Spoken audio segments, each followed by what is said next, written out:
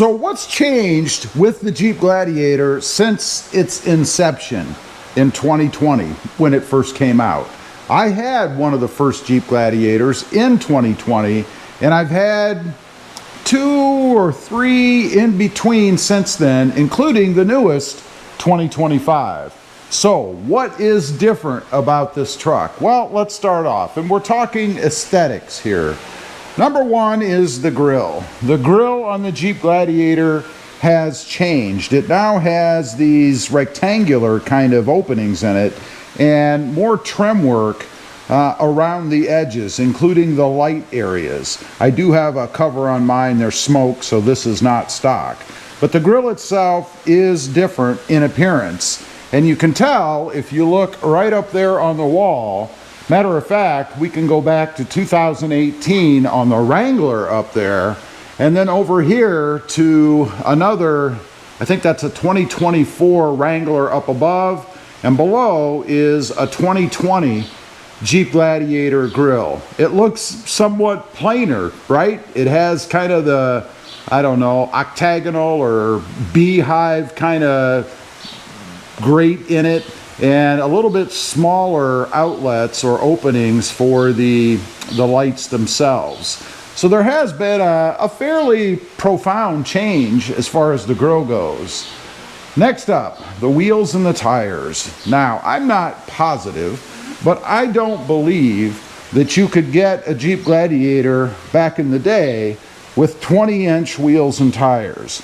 Me personally, I'm not a fan of this look. I'm not sure really why Jeep did that. I have heard they tried to improve road manners, make it maybe smoother, although I don't know how reducing the tread wall or the wall here really makes it smoother. If anything, you're going to feel more of what's on the road. Maybe that's what they were trying to do. They were trying to give more road feel for maybe a sportier ride. I don't know.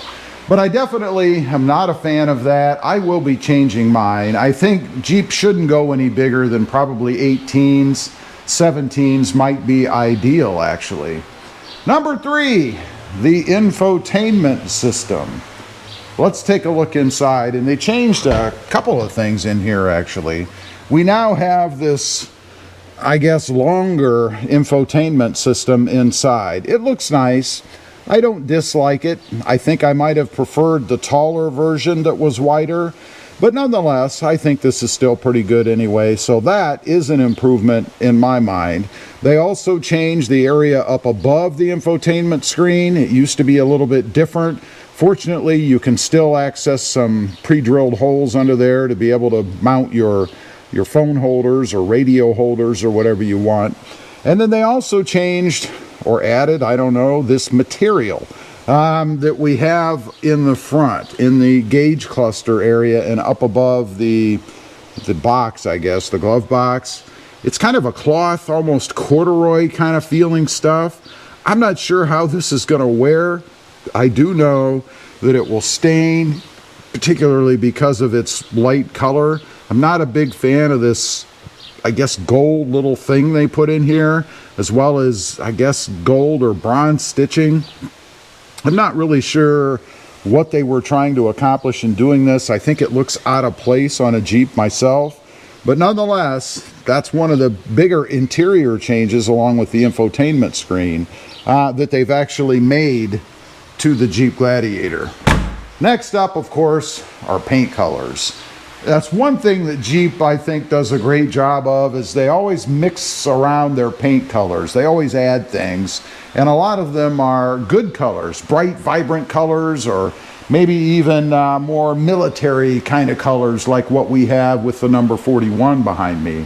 I think they do a fantastic job there, and while those aren't major changes, I mean, it's just paint, it does make the Jeep stay a little bit current and unique, I think. Number 5, this fender trim. They added this fender trim. Of course, we have the painted fenders themselves, but now we have this front and back. I'm not exactly sure. I guess it's better for protection. I mean, you're protecting the edges a little bit more. Maybe anything that's thrown up from the front is maybe I don't know, an eighth as likely to actually hit this plastic as opposed to your paint.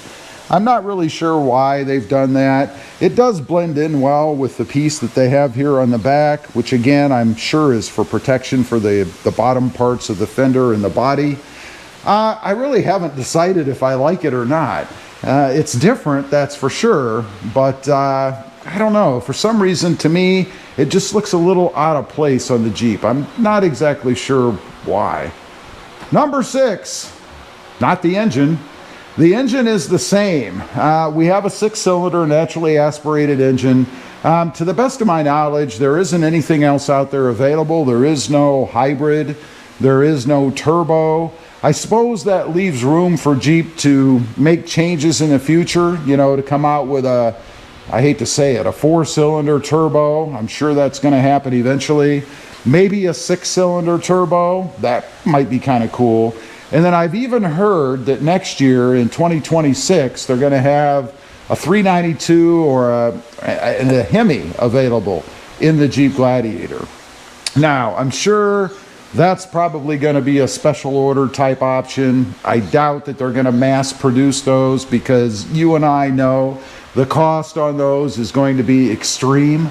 I figure the price tag for a Gladiator with either one of those power plants is probably going to be somewhere in the $70,000 maybe to $80,000 range, maybe even more, depending on how popular or sought after they are. And of course, we'll have dealer markups, you know, those market adjustments for the rare breeds that come out. So you might even see pushing 90 grand for one of those. I could be wrong, but I've seen it before. It'll be interesting to see what they do with it. Lastly, of course, are the different trim levels. It seems like yearly Jeep comes out with some kind of different trim level. I mean, right now we've got, just to name a few, we've got the Rubicon, we've got the Willys, we've got the Nighthawk. There are several others. This one is the Nighthawk edition. What that simply means is everything is black, I guess, blacked out, almost. Of course, we've got the black trim, we've got the black trim here. We've got kind of the blacked out / pewter trail rated badge here. The black door handles. This did not come with the truck. This is a lock cover. I put that on. We do have, which is standard, I think, the black rail caps. On the back, we've got the black Jeep logo, the black tow hook back here, and of course the black bumper, and the black surround for the lights in the back. In the front, I'm not sure. I mean, of course the bumper's black. The bumper is actually laying right here.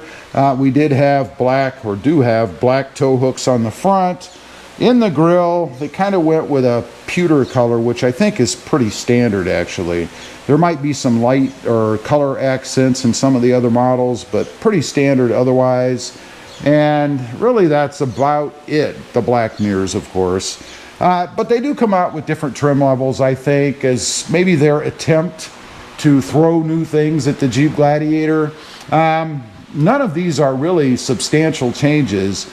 And it's going to be interesting to me to see where Jeep goes in the future as far as refreshes or redesigns. You know, this version or model, the Gladiator, came out in 2020. So with 2026 looming, we're 6 years into the production cycle for the Jeep Gladiator. Will they make any drastic changes? I don't think so. I think they tried that once with the Wrangler. They put those square headlights in, and that was not popular. They, of course, went back to round, so I think they might have learned their lesson there. But history does seem to repeat itself, so it'll be interesting to see. Anyway, leave a comment. Let me know if I missed anything. If you had maybe an early Gladiator 2020 compared to the 2025s, what else have you noticed that has changed, if anything? I'd just be curious to know. Thanks for watching. Stay safe out there. Bye.